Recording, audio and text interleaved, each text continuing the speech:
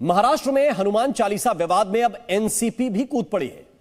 निर्दलीय सांसद नवनीत राणा और उनके पति को जिस विवाद ने जेल जाने को मजबूर कर दिया, उसी मुद्दे पर एनसीपी की फहमीदा हसन ने नई मांग कर डाली है। नवनीत राणा ने उद्धव ठाकरे के घर मातोश्री के बाहर हनुमान चालीसा पढ़ने का ऐलान किया था, तो फहमीदा हसन ने प्रधानमंत्री मोदी के घर के बाहर हनुमान चालीसा पढ़ने की इजाजत मांगी है। यह इजाजत किससे मांगी गई है और क्या है इसके पीछे की सियासत, देखिए महाराष्ट्र के सियासी घमासान से जुड़ी खास रिपोर्ट। मातोश्री की लड़ाई पीएम के घर आई। जय हनुमान ज्ञान गुण सार सुमति के संगी, कंचन वरण विराज सुवेशा, कानन कुंडल कुंचित केश।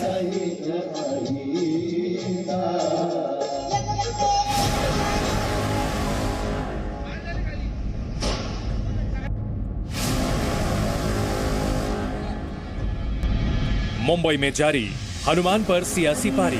जय हनुमान ज्ञान गुण सार सुमति के संगी, कंचन वरण विराज। चालीसा पर घमासान, कैसे थमे सियासी संग्राम।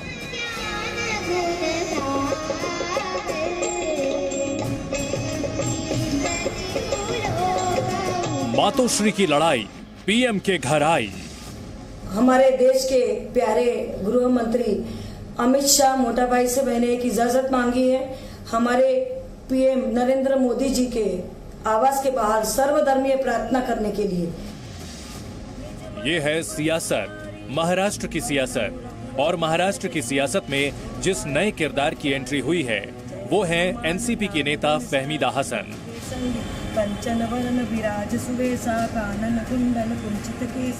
इस्लाम को मानने वाली फहमीदा ने भले ही सर्वधर्म प्रार्थना की बात की हो, लेकिन उनका असली मकसद उनके खत में दर्ज है, जो उन्होंने देश के गृह मंत्री अमित शाह के नाम 2 दिन पहले ही लिख भेजा।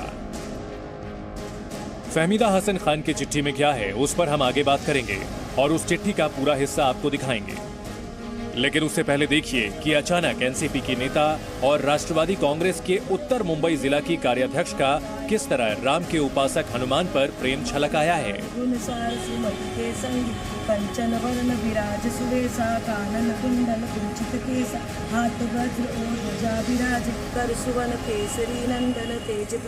फहमीदा का दावा है कि वो हमेशा अपने घर में हनुमान चालीसा और दुर्गा पूजा करती हैं। लेकिन जिस तरह से देश में महंगाई और बेरोजगारी बढ़ रही है, उसे देखते हुए प्रधानमंत्री नरेंद्र मोदी को नींद से जगाना जरूरी हो गया है। ऐसे हिंदुत्व, ऐसे जैनिज्म और ऐसे अगर ईमान जागरूक होके अगर हमारे देश को कोई फायदा पहुंच सकता है कि जैसे कि महंगाई कम हो सकती है, बेरोजगारी दूर हो सकती है, लोगों को रोजगार मिल सकता है, जीडीपी का रेट कम हो सकता है, देश जो भूखमरी की ओर जा रहा है वहां कहीं ना कहीं रुक सकता है, तो मैं आपके जरिए उनका जैनिज्म जगाने के लिए नवकार मंत्र का एक पाठ पढ़ना चाहूंगी। ऐसे में फहमीदा का हनुमान चालीसा प्रेम शुद्ध सियासी कहा जाने लगा है। लेकिन शरद पवार की पार्टी एनसीपी की नेता फहमीदा के रुख की वजह क्या है? आखिर उद्धव सरकार में शामिल एनसीपी की नेता फहमीदा के इस रुख की वजह क्या है? बताया जा रहा है कि इसकी वजह निर्दलीय सांसद नवनीत राणा के तेवर हैं। इस तेवर के पीछे भी एक वजह हनुमान चालीसा ही है। लाउडस्पीकर पर अजान जैसे विवादों के बीच नवनीत राणा के हनुमान चालीसा पाठ की खबरें बीते दिनों सुर्खियों में रहीं।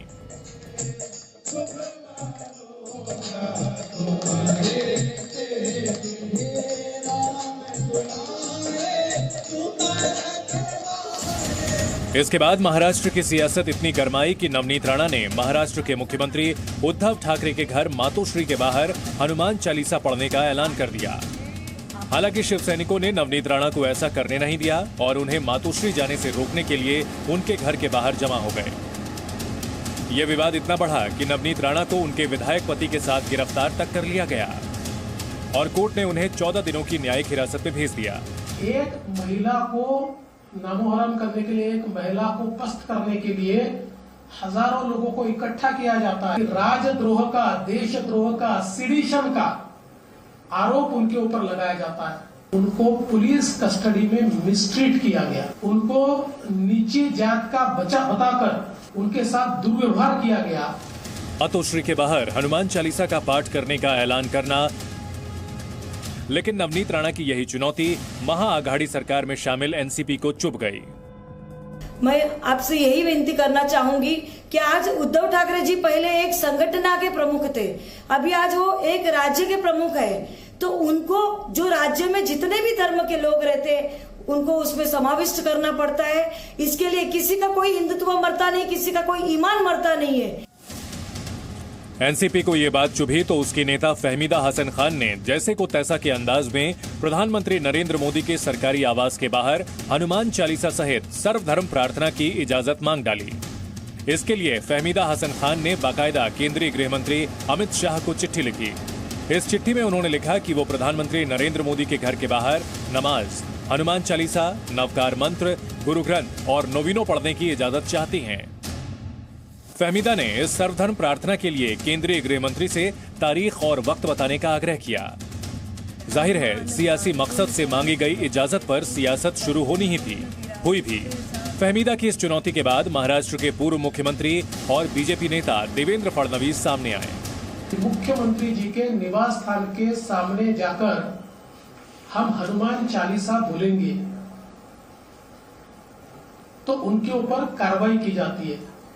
मेरा सवाल यह है कि हनुमान चालीसा महाराष्ट्र में नहीं बोली जाएगी तो क्या पाकिस्तान में बोली जाएगी?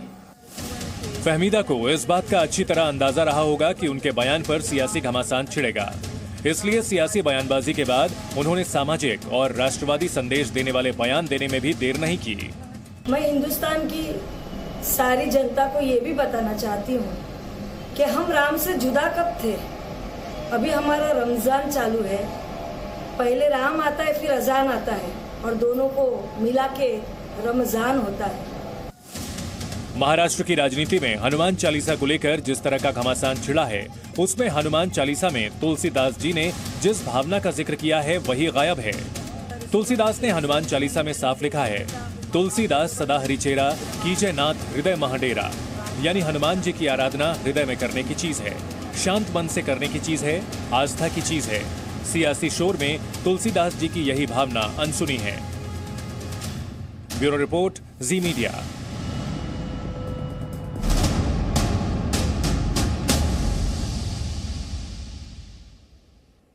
तो देखा आपने कि किस तरह से निर्दलीय सांसद नवनीत राणा के हनुमान चालीसा पढ़ने के ऐलान के बाद से महाराष्ट्र की राजनीति में हाई वोल्टेज ड्रामा जारी है।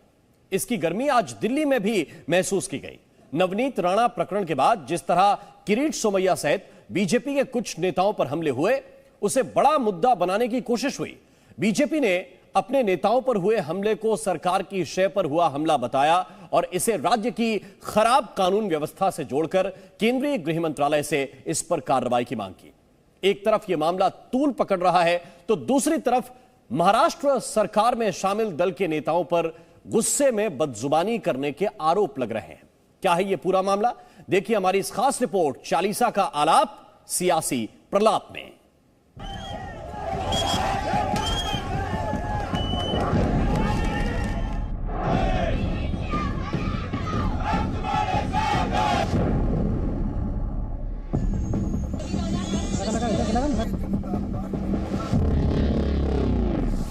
दिल्ली पहुंचा मुंबई का घमासान।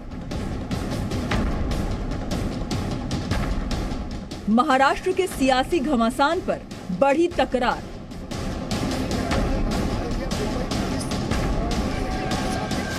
सर्वदलीय बैठक का एमएनएस और बीजेपी ने किया बहिष्कार। चालीसा का आलाप सियासी प्रलाप। महाराष्ट्र में एक दिन पहले जिस तरह का सियासी घमासान हुआ, उसे सियासी मुद्दा बनाकर बीजेपी का एक प्रतिनिधि मंडल दिन चढ़ते ही दिल्ली पहुंच गया और इस प्रतिनिधि मंडल ने गृह सचिव और केंद्रीय गृह राज्य मंत्री से मुलाकात की। इस मुलाकात में बीजेपी नेता किरीट सोमैया पर हुए हमले, उनके चेहरे पर लगे खून के धब्बे, बीजेपी के दूसरे नेताओं पर हुए हमले और निर्दलीय सांसद नवनीत राणा के साथ हुए सुलूक का जिक्र छिड़ा। बीजेपी के प्रतिनिधि मंडल ने जेड सुरक्षा में रहने वाले किरीट सोमैया पर हुए हमले को महाराष्ट्र की खराब हो चुकी कानून व्यवस्था का मामला बताकर जांच और कार्रवाई की मांग। महाराष्ट्र में जिस प्रकार से अराजकता का यानी अनार्की का माहौल जो निर्माण हुआ है, किस प्रकार से विरोधी पक्ष के नेताओं के ऊपर मॉब लिंचिंग के अटेम्प्ट्स हो रहे हैं, इसका पूरा वर्णन हमने यूनियन होम सेक्रेटरी के सामने रखा है। कि जिस तरह से जेड प्रोटेक्शन के अंदर माननीय किरीट सोमैया जी के ऊपर हमला हुआ है, कमांडोज के ऊपर हमला हुआ है, और जिन्होंने हमला किया उनके ऊपर कार्रवाई करने के बजाय जो कमांडो के ड्राइवर थे उनके ऊपर मुंबई पुलिस ने एफआईआर किया। अभी हम जा रहे हैं गृह सचिव से मिलने के लिए।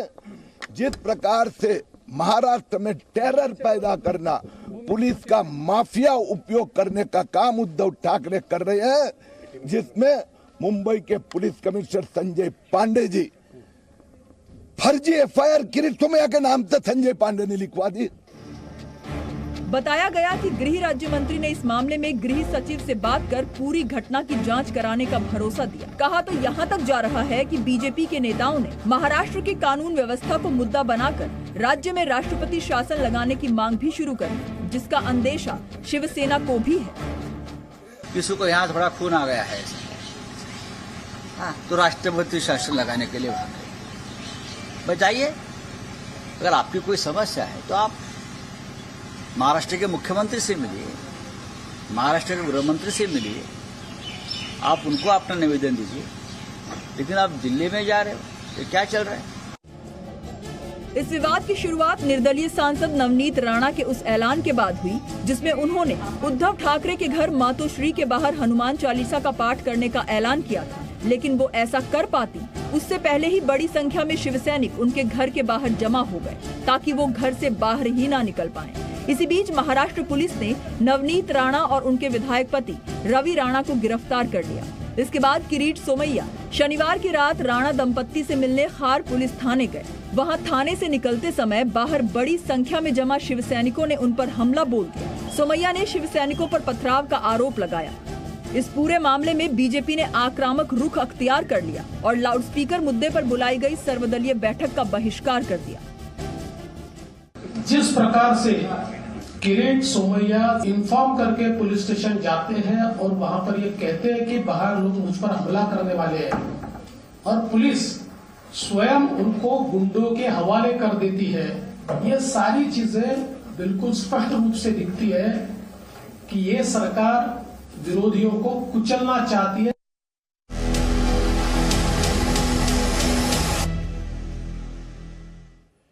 और कर्नाटक में हिजाब विवाद के बाद अब बाइबल को लेकर नया विवाद शुरू हो गया है।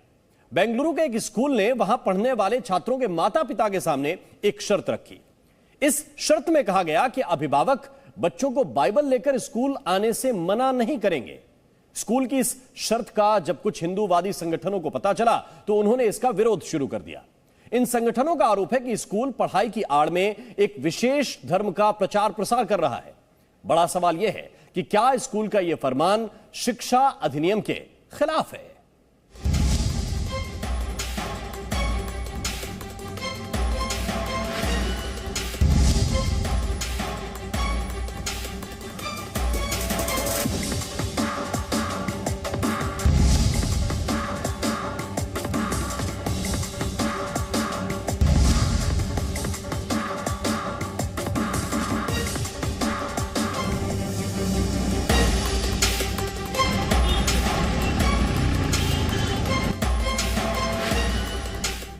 कर्नाटक में एक के बाद एक धार्मिक विवाद खड़े हो रहे हैं और इन सब की शुरुआत शिक्षा के केंद्रों से हो रही है।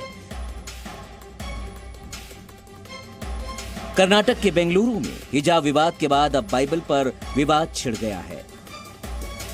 बेंगलुरु के क्लेरेंस हाई स्कूल ने एक फरमान जारी किया है जिसमें लिखा है, छात्र स्कूल में बाइबल लेकर आएंगे। ये क्लेरेंस स्कूल की एक शर्त है जिसका हिंदू संगठन विरोध कर रहे हैं।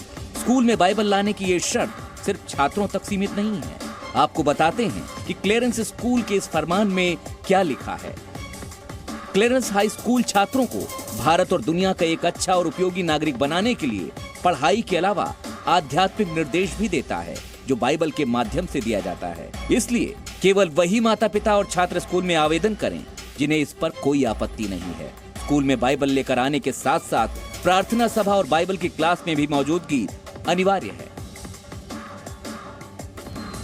स्कूल छात्रों के अभिभावकों से एडमिशन के वक्त अंडरटेकिंग लेता है, जिसमें इस बात का साफ जिक्र होता है कि छात्र अपने साथ बाइबल लेकर आएंगे और इसका अध्ययन भी करेंगे। स्कूल की इस नीति पर हिंदू जागरण समिति ने विरोध जताया है और कानूनी लड़ाई लड़ने की बात की जा रही है। समिति का साफ कहना है कि स्कूल को धार्मिक प्रचार का जरिया बनाया जा रहा है, जो संविधान के खिलाफ तो है ही, साथ ही उन छात्रों की इच्छा के विरुद्ध भी है जो ईसाई नहीं है। ये परंपरा बहुत साल से ये चल रहा है, बहुत साल से चल रहा है। इस प्रकार का जो नॉन क्रिश्चियन स्टूडेंट्स को उनका बाइबल सिखाना, कंपल्शन करना, इस प्रकार का बहुत सा स्कूल में भी चल रहा है। अगर सरकार भी इसके बारे में एक्शन नहीं लेंगे, हाई कोर्ट में इसके बारे में हम PIL डालेंगे। लीगली लड़ाई आगे हम करने वाले हैं। वहीं स्कूल के प्रिंसिपल जेरी जॉर्ज ने इस मुद्दे पर कोई भी टिप्पणी करने से इनकार कर दिया है। We are aware that some people in society are upset about one of the policies of our school. We are a peace-loving and law-abiding school. We have consulted with our advocates in this matter, and we will follow their advice in keeping with the law of the land. We will not break the law of the land. That is our affirmation.